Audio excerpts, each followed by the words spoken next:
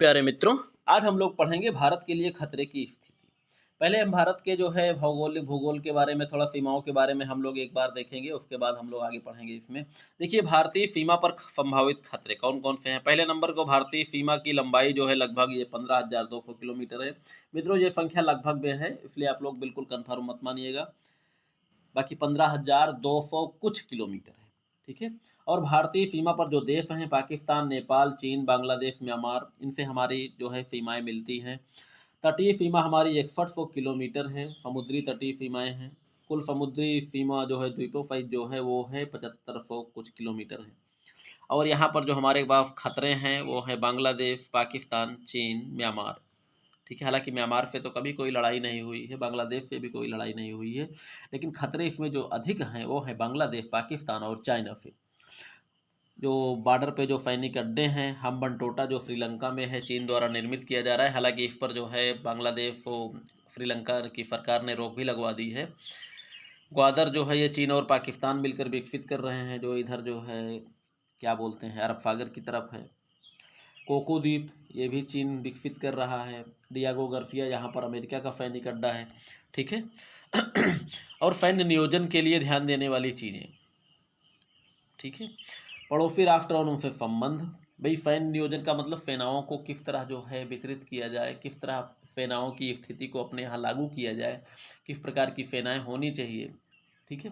किन किन चीज़ों का ध्यान रखा जाता है। पड़ोसी राष्ट्र और उनसे संबंध। अन्य शत्रुओं से संभावित खतरे, पड़ोसी राष्ट्रों की सैन्य शक्ति, तकनीकी विकास, आंतरिक सैन्य खतरे, सीमा पर घुसपैठ एवं आतंकवाद। इसमें कुछ तत्व हमने लिखा है, बाकी ध्यान देने वाली चीज़ें तो बहुत होती हैं मित्रों। चलिए, भारत प्रारंभ से ही एक शांतिप्रिय देश रहा है। कभी इतिहास में ऐसा समय नहीं आया जब भारत ने अकारण किसी अन्य देश पर आक्रमण किया। मित्रों, बस वही सारी चीज़ें, कुछ चीज़ें हमने जो है बैकडोर से ले लिया है। भारत ने सदा से अपने शत्रुओं को क्षमा करना ही सीखा है, ये भारत की धारणा है। जैसे पृथ्वीराज ने मोहम्मद गोरी को यशोधर्मा ने हूण सम्राट मिहिरकुल को। आज़ादी के बाद कई बार पाकिस्तान को पूर्वजों की यही परंपरा आज भी भारत की संस्कृति एवं उसके कार्यों में परिलक्षित होती है। आज़ादी के बाद भारत ने कभी भी किसी राष्ट्र को अपना शत्रु नहीं माना। हमारे प्रधानमंत्री श्री नेहरू जी का विचार था कि जब हम किसी के साथ शत्रुतापूर्ण व्यवहार नहीं रखेंगे, सभी पड़ोसियों के साथ प्रेमपूर्ण व्यवहार रखेंगे, तो हमारा कोई शत्रु नहीं होगा जिनसे हमें लड़ने की जरूरत पड़ेगी। इसीलिए नेहरू जी ने सैनिक विकास पर अधिक ध्यान नहीं दिया और रक्षा बजट को भी मामूली रखा।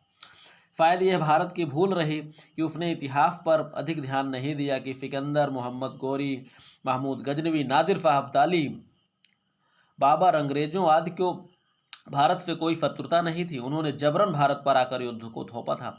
हम कौटिल्य के मंडल सिद्धांत को भी भूल गए, जिसमें उन्होंने लगभग 23 वर्ष पहले ही कहा था कि हमारा पड़ोसी ही हमारा सबसे बड़ा शत्रु होता है। आज़ादी के मात्र 2 महीने बाद ही पाकिस्तान ने भारत पर आक्रमण करके शत्रुता का परिचय देते हुए भारत को अंतर्राष्ट्रीय राजनीति का ज्ञान प्रदान किया। हालांकि भारत पाकिस्तान की शक्ति के सामने कहीं नहीं ठहरता, लेकिन भारत को यह सोचने पर मजबूर होना पड़ा कि एक तरफा शांति की भावना रखने से शांति एवं सुरक्षा की स्थापना नहीं हो सकती। सैनिक शक्ति एवं सुदृढ़ रक्षा तंत्र का विकास एक अनिवार्य आवश्यकता है, इसे नकारा नहीं जा सकता। 1962 में चीन ने स्वयं विवाद पैदा करके एवं विश्वासघात पूर्वक भारत पर आक्रमण करके भारत की भावनाओं को और भी आहत कर दिया। ऐसी स्थिति में भारत का रक्षा बजट पाकिस्तान के साथ साथ चीन केंद्रित भी हो गया। वर्तमान समय में भारत अपनी सैन्य शक्ति का विकास चीन एवं पाकिस्तान के अतिरिक्त अंतर्राष्ट्रीय जगत में हो रहे तकनीकी विकास को ध्यान में रखकर कर रहा है। भारत प्रारंभ से ही परमाणु अस्त्र निर्माण के खिलाफ था, लेकिन पाकिस्तान और चीन की शत्रुता ने ही भारत को परमाणु विस्फोट के प्रति प्रोत्साहित किया।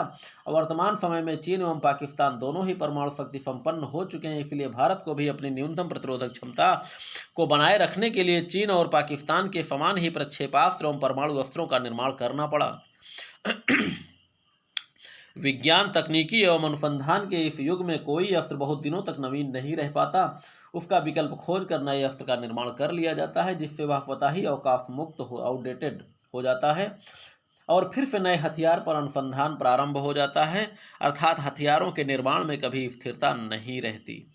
शस्त्रों के निर्माण में भारत की जो भी प्रतियोगिता एवं प्रतिस्पर्धा है वह पाकिस्तान के साथ नहीं, वास्तव में चीन के साथ है। चीन की अर्थव्यवस्था इतनी शक्तिशाली है कि उसके सामने भारत की अर्थव्यवस्था काफ़ी कमज़ोर है। लेकिन यह भी सत्य है कि चीन के पास भारत के मुकाबले कई शत्रु हैं। वह अपने सभी पड़ोसी राष्ट्रों से सीमा विवाद बनाकर रखा है और इसने अमेरिका एवं पश्चिमी राष्ट्रों को भी अपना प्रतिद्वंदी बना लिया है। वर्तमान समय में चीन थल मार्ग से CPEC चीन पाकिस्तान इकोनॉमिक कॉरिडोर एवं वन बेल्ट वन रोड के माध्यम से हिंद महासागर में कोको द्वीप, चिंगपोर्ट, हम्बनटोटा, मालदीव और ग्वादर आदि सैनिक अड्डे स्थापित करके भारत को घेरने का प्रयास कर रहा है, जिसे भारत स्ट्रिंग ऑफ पर्ल्स नाम देता है। इसके विकल्प में भारत भी वियतनाम, दक्षिण Korea, Japan, Philippines, Indonesia, Thailand, Singapore, Iran में चाबहार, म्यांमार में कलादान प्रोजेक्ट आदि स्थानों में नौसैनिक सुविधा प्राप्त कर चुका है। चीन का व्यापार भारत के मुकाबले बहुत अधिक है। इसमें चीन द्वारा निर्मित उत्पादों के अतिरिक्त हथियार व्यापार भी शामिल है। चीन तो महाशक्तियों की श्रेणी में आ चुका है। ऐसी स्थिति में उसका रक्षा बजट भारत के मुकाबले में बहुत अधिक है। अब भारत की एक ही आवश्यकता है कि वह उसी की भाषा में चीन को प्रत्युत्तर देते हुए अपने जलीय एवं थलीय सैन्य बलों को इस प्रकार प्रशिक्षित कर सके कि वह चीनी सेना का मुकाबला कर सके। भारत के लिए आवश्यक है कि परमाणु अस्त्रों एवं प्रक्षेपास्त्रों के निर्माण एवं अनुसंधान को इस प्रकार जारी रखे कि चीन के मुकाबले न्यूनतम प्रतिरोधक क्षमता बनी रहे। आगे हम पढ़ेंगे मित्रों, भारतीय परिप्रेक्ष्य में रक्षा की अवधारणा। रक्षा राष्ट्रीय सुरक्षा की विस्तृत अवधारणा का मात्र एक अंग है, जो आक्रमण या आक्रमण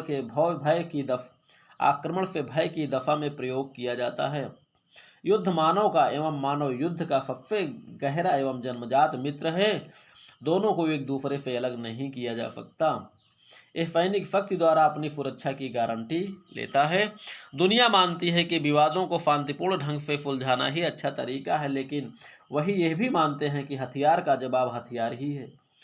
जब युद्ध को समाप्त नहीं किया जा सकता, इच्छा अनुसार उसे टाला नहीं जा सकता, तो हथियारों पर प्रतिबंध किस प्रकार लगाया जा सकता है। इससे यही साबित होता है कि युद्ध आवश्यक है, शस्त्र आवश्यक है और रक्षा एवं प्रतिरक्षा नितांत आवश्यक है। ठीक है, शक्ति संतुलन बनाए रखना शांति के लिए आवश्यक है। कभी कभी शक्ति में संतुलन बनाए रखने के लिए भी शस्त्रीकरण को अपनाना पड़ता है।